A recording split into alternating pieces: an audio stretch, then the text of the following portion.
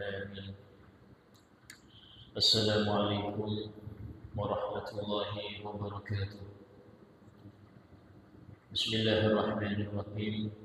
الحمد لله رب العالمين، وبه نستعين على أمور الدنيا والدين. أشهد أن لا إله إلا الله وحده لا شريك له، وأشهد أن سيدنا محمدا عبده ورسوله لا نبي بعده. اللهم صل وسلم وبارك وكرم وعظم ومجد على حبيبنا وشفينا وقرة أعيننا محمد وعلى آله وصحبه أجمعين. سبحانك لا علم لنا إلا ما علمتنا إنك أنت العليم الحكيم. رب اشرح لي صدري ويسر لي أمري واحلل عقدة من لساني يفقهوا قولي بجاه النبي وآله. قال الله تعالى: وقل رب زدني علما. وقال رسول الله صلى الله عليه وسلم: طلب العلم فريضة على كل مسلم. Alhamdulillah, segala puji bagi Allah Subhanahu wa taala yang telah mewajibkan kita hamba-hambanya melalui lisan Rasulnya untuk menuntut ilmu agama,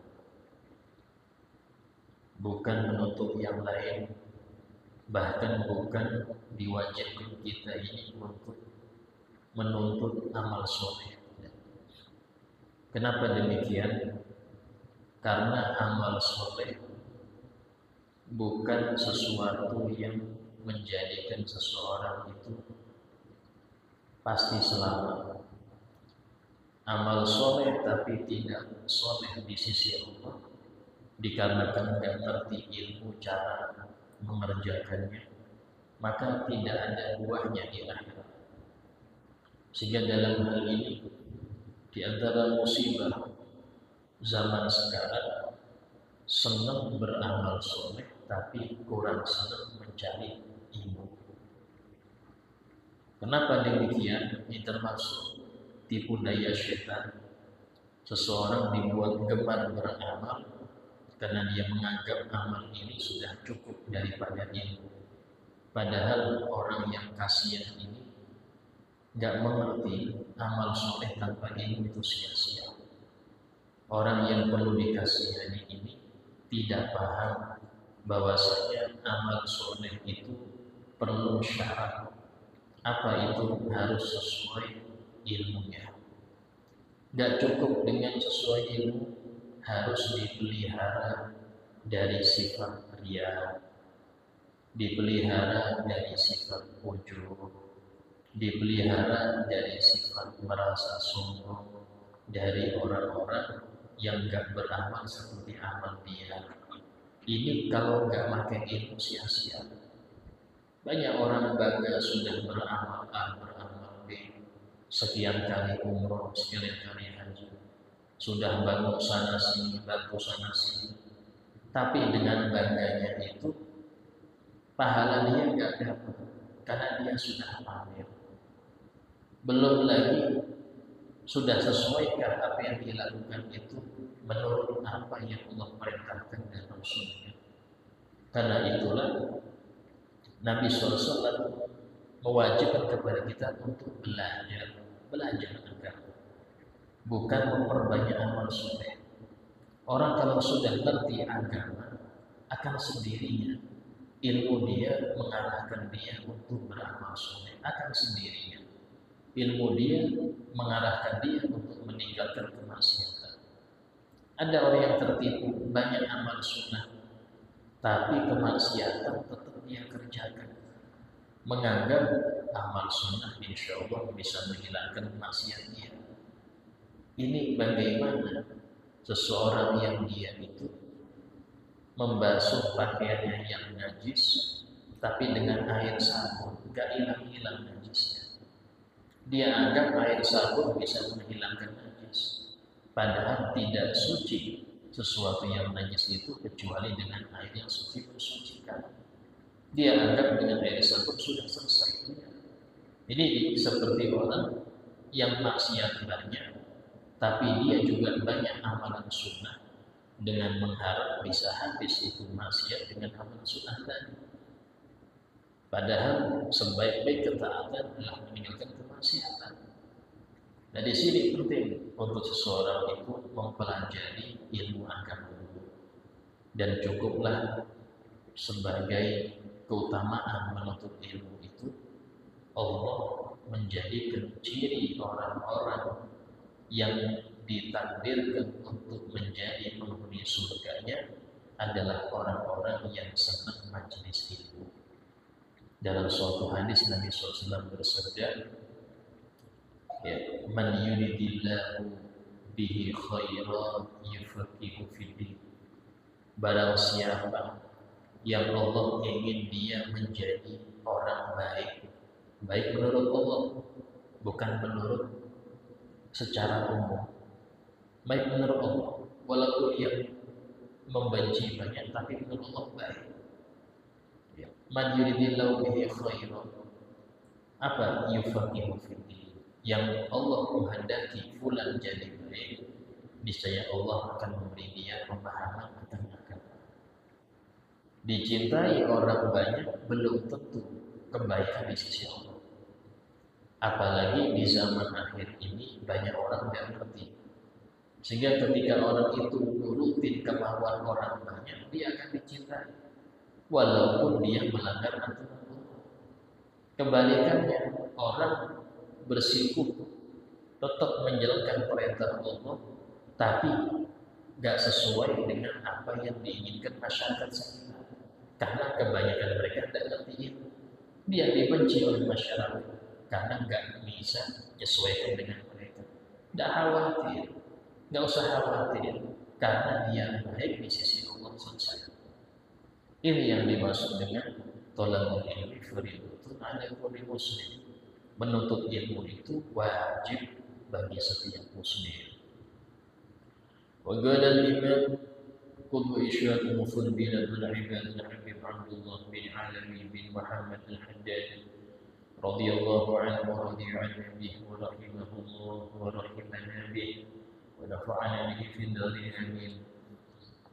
Wa anfa'ul asya' fi izalatihi su'alul ulama'i billahi ta'ala wa bidinihi wa ahli al-yaqin wal khusyuk wa zuhdi fid dunya. فإن لم يصادف أحدا منهم فلينظر في كتبهم التي ألفوها في علوم التوحيد واليقين. ولست أعني بالشرط ما يجده الإنسان من الخواطر والوساوس في أمور الإيمان بما يعلم بطلانه، ويجد قلبه مصمما على خلافه ونفسه كارهة له ونافرة عنه، فإن ذلك هو الوسوسة. ويكفي الإنسان فيها أن يقرأها ويعرض عنها ويستعيذ بالله منها. Paling manfaatnya sesuatu di dalam menghilangkan keraguan akan Allah di hati, keraguan akan Nabi Muhammad di hati, keraguan akan benarnya agama ini, kokohnya agama ini, tingginya agama ini di sisi Allah di hati. Kadang-kadang itu menjangkit sebagian muslimin, ragu akan adanya Allah, ragu akan benarnya Nabi Muhammad sebagai seorang Rasul, ragu apakah Islam ini benar-benar agama yang sudah diridhoi. Kadang-kadang ragu di situ. Maka kata beliau, paling faedahnya sesuatu untuk menghilangkan itu tersebut adalah bertanya kepada ulama yang mengenal Allah. Ulama yang kenal Allah, kenal dengan agamanya, yaitu agama Allah dia kenal. Ya, bukan yang dikatakan dilabeli ulama oleh masyarakat, tapi bukan ulama. Ya, harus bertanya pada ulama yang benar-benar kenal Allah, artinya nyampe level wali. Bukan cuma ulama biasa, tapi ulama yang kekasih Allah. Ahli yaqin wal khasyid, yang dia memiliki keyakinan kepada Allah Ta'ala dan rasa takut kepadanya. Berarti apa? Menjaga syariat, tidak terombang-ambing oleh banyaknya, oleh sikap masyarakat sekitar. Kadang ada ya, guru atau ustadz itu diatur jamaahnya, jamaahnya ke timur ikut ke timur, di jamaahnya ke barat ikut ke barat. Kenapa? Takut ditinggal jamaah. Padahal harusnya dokter itu mengobati menurut ilmu dia, dosisnya dokter yang ngerti. Jangan dokter ngasih resep tergantung keinginan pasien. Pasiennya nggak pengen obat pahit, obat ini aja, dosisnya jangan banyak, sedikit aja, dikasih kayak gitu.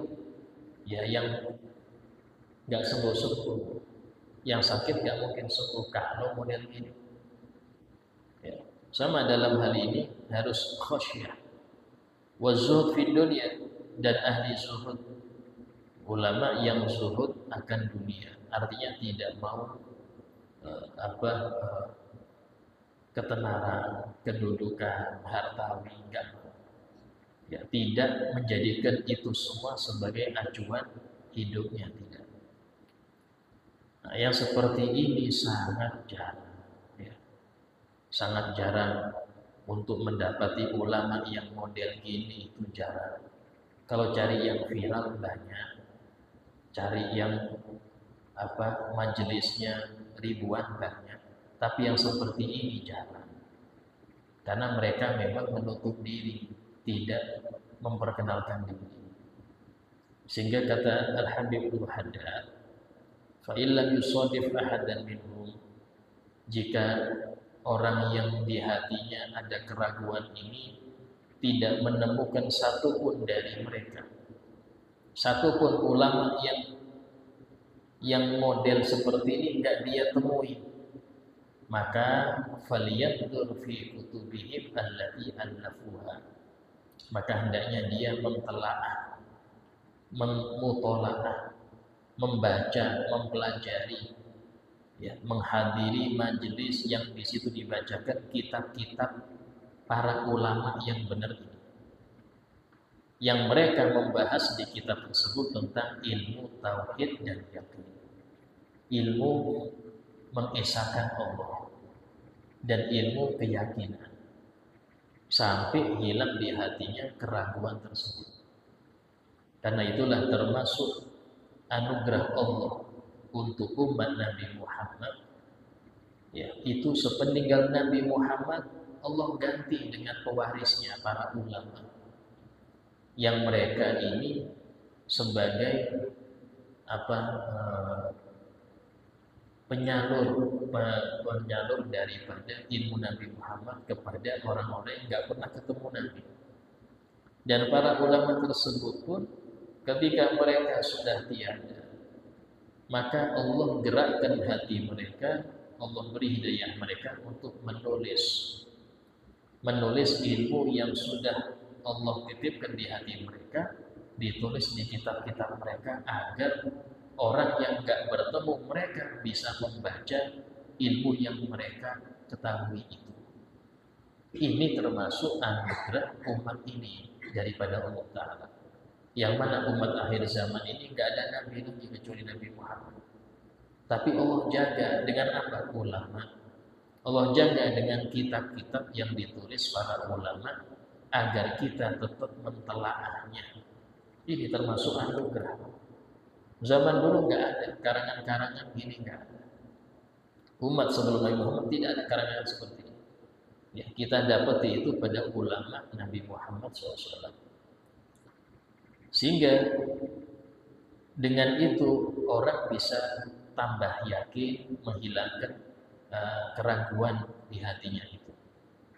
Kata beliau melanjutkan, dan bukanlah yang aku maksud dengan keraguan ini sesuatu yang didapati oleh seseorang. Biasanya ada lintasan-lintasan hati, kayak ragu, kayak gambar ini gambar itu, pas dia takbir kok model gambar-gambar, kadang salib muncul, kadang gini muncul.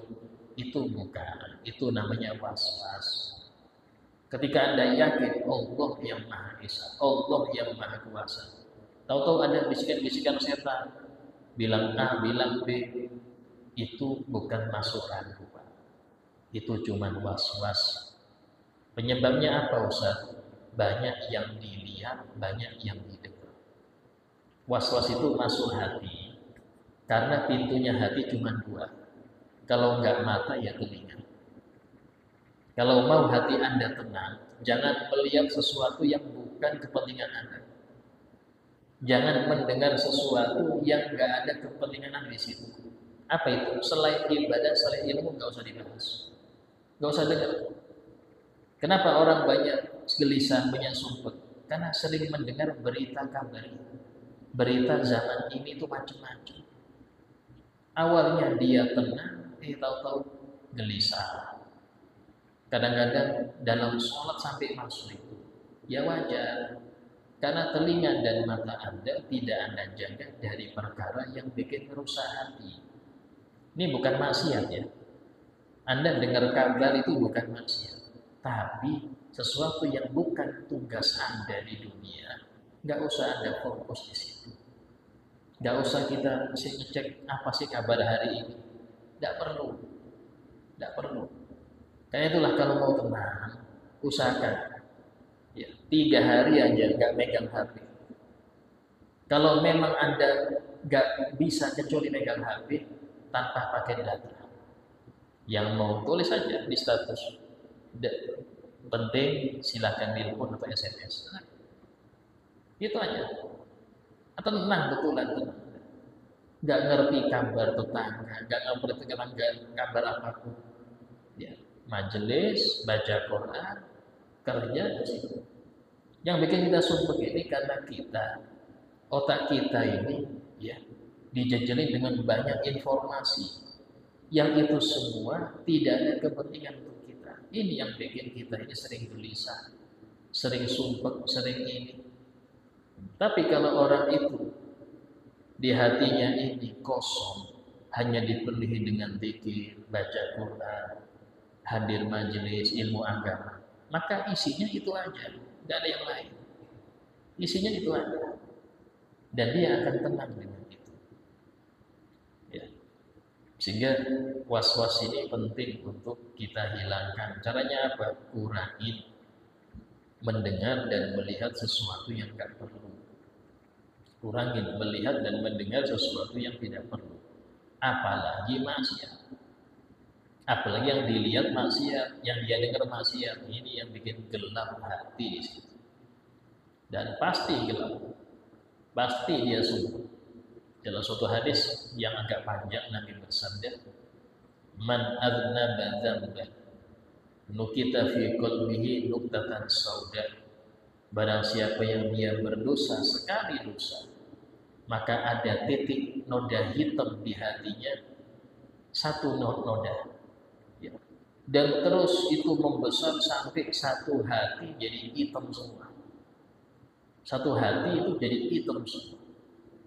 Kenapa? Karena tadi orang ketika berdosa sekali 2 kali, ya, dia merasa kaget, merasa sesuatu yang besar, bejat saya, nggak pantas saya kayak gini. Tapi kalau itu berkelanjutan, jadi biasa. Ketika seorang sudah menganggap biasa suatu dosa, berarti hatinya sedang sakit. Ya, ibarat kata itu, pertama kali makan pedas ke pedas, keseringan menikmati pedas itu, hanya nggak merasa nggak pedas lagi. Berarti apa? Lidahnya nggak beres. Kalau sudah merasa nggak pedas lagi, berarti lidahnya nggak beres ini. Indra pengecapnya perlu diperiksa. Sama seperti itu hati ini ya, harusnya sakit ketika lihat maksiat, ketika dengar maksiat. Sekali 2 kali sakit, tapi kelamaan karena keseringan jadi biasa.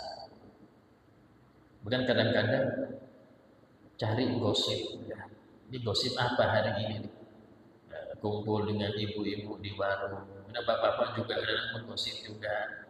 karena sudah menikmati namanya gosip, ngomongin orang itu menikmati betul dia. Padahal itu dosa. Padahal itu makan bangkai. Tapi dia menikmatinya. Gak enak kalau gak makan bangkai ini. Nah, ini berarti gak beres. Ini sudah gak beres. Perlu diobati. Nah, sama seperti itu. Ya. Dan obat paling mujarab untuk pembersihan hati ini, ya, itu ada 5. Ya, membaca Quran dengan artinya, tadabbur. Kemudian bangun malam, sholat malam. Ya, sholat malam ini dengan apa? Istighfar. Baru kemudian senang puasa sunnah. Baru kemudian banyak zikir. Dan yang terakhir yang paling hebat apa itu? Senang duduk dengan orang soleh dan ulama. Artinya apa? Betah-betahin dengar nasihat mereka. Tersinggung, wajar, tidak apa-apa. Namanya juga kulit kalau ada boroknya, kalau kena seperti perih. Kulit itu kalau ada lukanya, kena seperti perih. Seperti itu. Kalau nggak ada obat hilang, kita tambah parah. Apa-apa. Sekali 2 kali hadir dan tersinggung itu wajar. Itu namanya sudah kena penyakitnya. Obatnya sudah kena penyakitnya, wajar. Nanti akan pelan-pelan sembuh itu. Pelan-pelan sembuh. Nah, dan termasuk mendengar ucapan ulama, kumpul ulama ini, ya baca kitab mereka ini. Ya, saya bukan ulama, cuman membacakan daripada kitab mereka. Saya sendiri juga sakit semua baca ini, tapi harus diobati, harus diobati harus. Ya. Maksudnya dalam hal ini itu. Kemudian wa min a'dhami amradil qulub wa sifatihal muhlikah al-kibru, dan termasuk paling besarnya penyakit hati. Bukan paling besar tapi termasuk. Berarti banyak penyakit hati yang besar itu banyak. Termasuk paling besarnya penyakit hati dan sifat-sifat tercela yang membinasakan seseorang di akhirat nanti adalah sombong. Sombong. Wa huwa min sifati syayatin. Sombong ini termasuk sifatnya syaitan, sebagaimana Allah Ta'ala berfirman tentang iblis yang terlaknat. Apa firman Allah tentang iblis? Aba wastakbar wa kana minal kafirin. Dia enggan dan merasa gengsi, merasa sombong, dan dia termasuk orang-orang yang kafir. Apa sebab dia enggan? Apa yang enggan untuk sujud pada Nabi Adam? Iblis itu sebelum diciptanya Nabi Adam itu sudah ada 185.000 tahun yang lalu. Sebelum Adam diciptakan, iblis ini sudah ada 185.000 tahun yang lalu. Paling kenal Allah itu iblis. Iblis itu tidak pernah bersyirik pada Allah, karena dia tahu Allah Maha Esa, ngerti ya.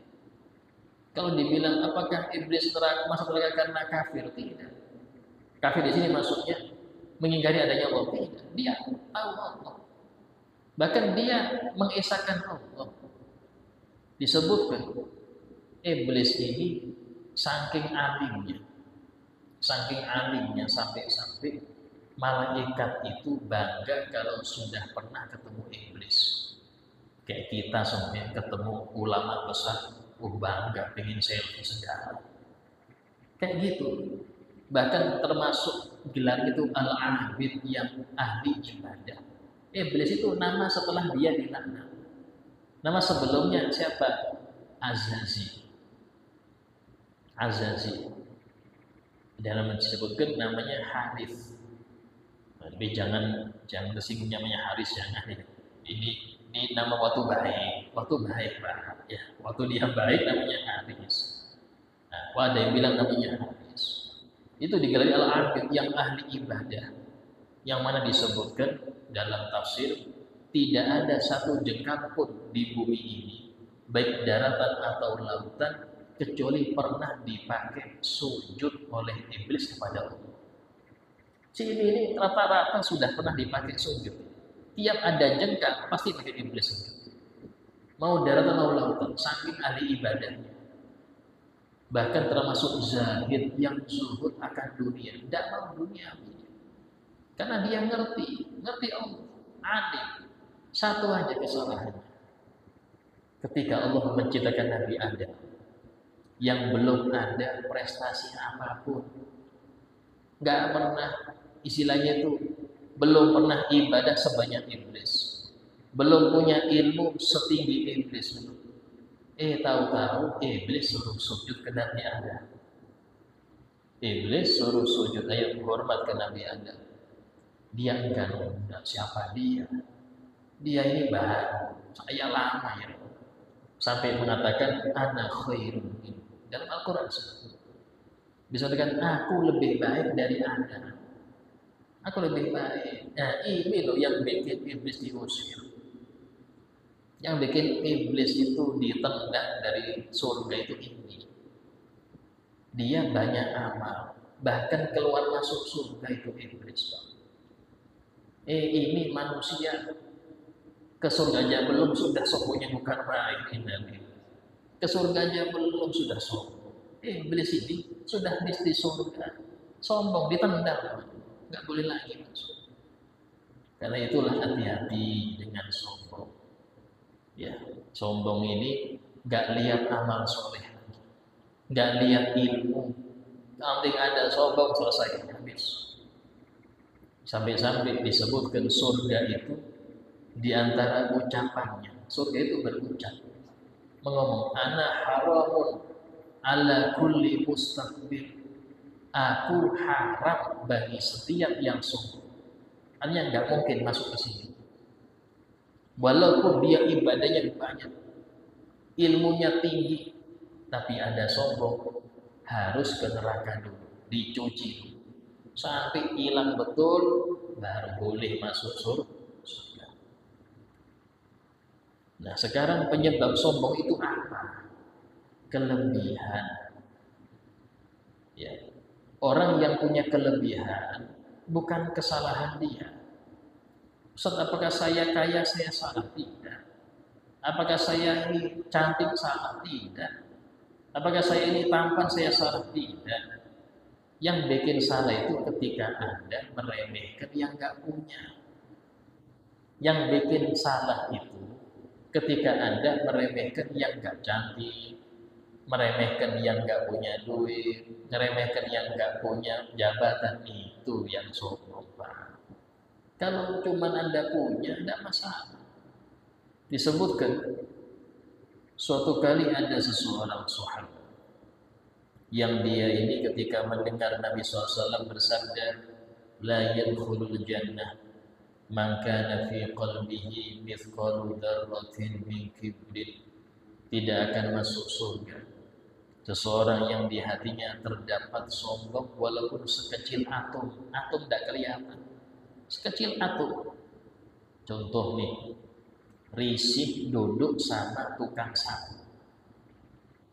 Dia duduk nih, atau tukang sapu di sampingnya, risih, masa bareng tukang sapu. Ini bukan daroh lagi, ini segondong di sombongnya. Ini bukan. Ya, kadang-kadang ada gitu, risih duduk sama orang miskin, risih, takut ketularan miskinnya, nggak mau lagi. Alasannya lain circle, beda circle. Hati-hati. Seperti ini nggak bisa ditebus dengan haji dan umroh. Penyakit ini, ya, itu nggak bisa terobati dengan Anda ibadah banyak. Oke, dosa sombong hilang. Ketika Anda haji, dosa sombong hilang. Tapi masalahnya penyakit ini masih ada ketika Anda pulang.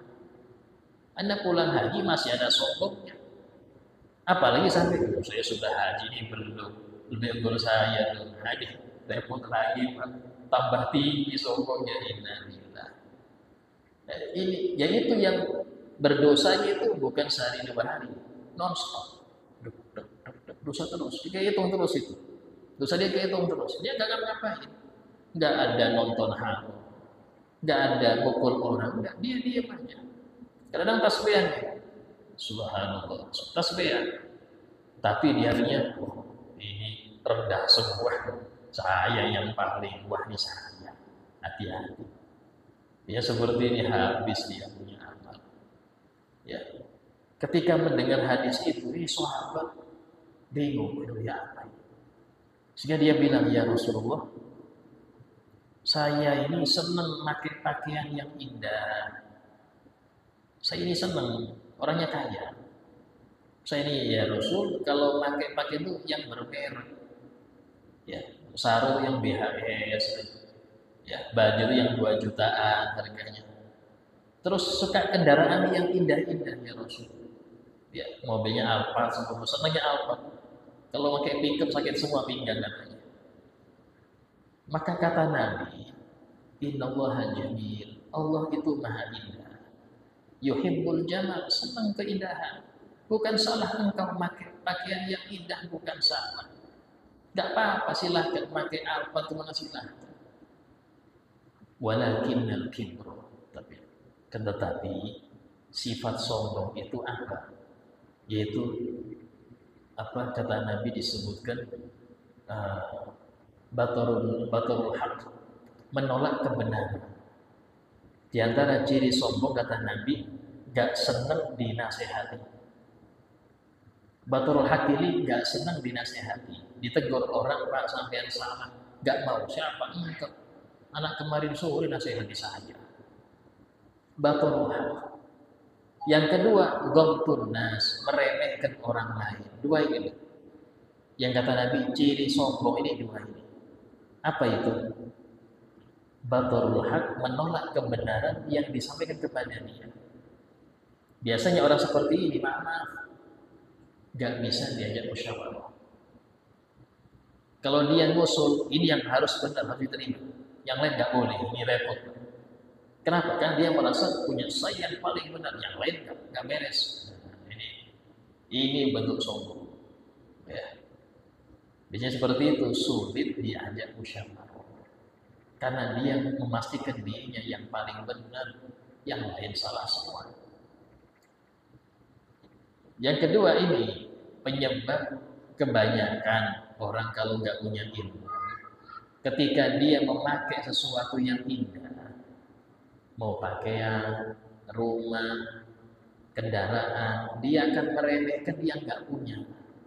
Ini ghamtun nas ini. Ya. Ghamtun nas ini ketika dia meremehkan orang yang nggak punya seperti yang dia punya. Ini orang pakai yang mewah nggak dosa, nggak salah. Tapi ketika yang meremehkan orang naik sepeda ontel, nah ini yang bahaya. Dia meremehkan orang yang bajunya biasa, sarungnya harganya kurang, itu yang berbahaya. Itu kalau nggak punya ilmu agama, biasanya seperti itu. Mama, biasanya seperti itu. Ya, sebelum ada jabatan, apa jabatannya? Cuma ketua Satpam se-Indonesia, Satpam se-Indonesia jabatan. Dulu bisa diajak kopi, bisa. Habis itu enggak level. Bukan kopi sini, saya harus yang restoran di sini. Nah ini yang seperti ini repot. Nah, ini terjadi kebanyakan orang yang enggak belajar agama kena penyakit ini. Dulu gampang ditelepon, habis itu ganti nomor sudah sulit ditemui, sulit. Ya, yang seperti ini, ketika kenapa? Meremehkan. Kalau alasannya meremehkan, berarti sudah masuk penyakit sombong di hati dia. Sudah masuk penyakit sombong di dia. Wal mutakabbir baghidun ilallah. Orang yang sombong itu dibenci oleh Allah. Kama qala ta'ala, sebagaimana firman Allah Ta'ala, innahu la yuhibbul mustakbirin. Allah tidak mencintai orang-orang yang sombong. Apa artinya nggak cinta di sini? Allah siksa. Nanti Allah siksa. Bahkan disebutkan dalam hadis, orang-orang yang sombong ketika di dunia, ketika dibangkitkan nanti di padang mahsyar, bentuknya lebih kecil dari semut. Yang orang lain normal-normal tingginya, dia kayak semut, lebih kecil dari semut. Ketendang, keinjek, tapi nggak bisa mati. Sakitnya naudzubillah, tapi nggak mati-mati karena nggak ada kematian. Ini siapa ini? Oh, Raja Fulan, oh, Raja Fulan. Pendek kecil betul kayak semut. Seperti zarrah dibangkitkan lebih kecil dari semut. Di orang-orang yang sombong di sini. Untuk menampakkan bahwasanya tidak ada yang boleh sombong, yang boleh merasa paling agung kecuali Allah yang Maha Agung. Gak boleh menganggap dirinya mulia kecuali yang Maha Mulia. Selain yang Maha Mulia gak boleh merasa mulia, gak boleh. Ya, itu hak khusus Allah. Hamba gak boleh pakai itu. Ya. Kemudian dikatakan wal khuyala wal fakhr min husnul kabirin. Bermegah-megahan. Ya, bermegah-megahan, berbangga-banggaan itu termasuk sifat orang sombong. Bangga dengan ini, dengan itu, menampakkan kelebihan. Ini sekarang ini kadang-kadang banyak kita ini, anak-anak kita kayak dilatih untuk sombong. Banyak anak kita ini banyak dilatih untuk sombong, angkuh dengan apa yang dia punya apa. Dan kemampuan ini, kemampuan itu. Ya, pengen disombongkan. Ini bahaya. Kalau dia kita didik dari awal bahaya. Wal mutakabbir muta'arridun bi an yatba'allahu 'ala qalbi. Insyaallah kita lanjutkan ya, kajian daripada bab tentang sombong yang akan datang. Afadah bina di Allah yafilud dzunub yaslubu yub yaslubu qulub tahmirul qulub nasul ahwal wal aqwal wal af'al bijahi maula bilal sayyidina Muhammad sallallahu alaihi wasallam. Al-Fatihah. Bismillahirrahmanirrahim. Shiratal ladzina an'amta 'alaihim ghairil maghdubi 'alaihim waladdallin. Bismillahirrahmanirrahim. Alhamdulillahirabbil alamin. Allahumma shalli wa sallim ala sayyidina Muhammad wa ala alihi wa sahbihi ajma'in. ربنا انفعنا بما علمتنا رب علمنا الذي ينفعنا رب فقهنا وفقه أهلنا وقراباتنا في ديننا رب وفقنا وفقهم لما ترتضي قولا وفعلا كرما ورزق كل حلالا دائما وخلا يا علماء نهضى بالخير فكل شر ربنا آتنا في الدنيا حسنة وفي الآخرة حسنة وقنا عذاب النار وصلى الله على سيدنا محمد وعلى آله وصحبه وسلم والحمد لله رب العالمين. السلام عليكم ورحمة الله وبركاته.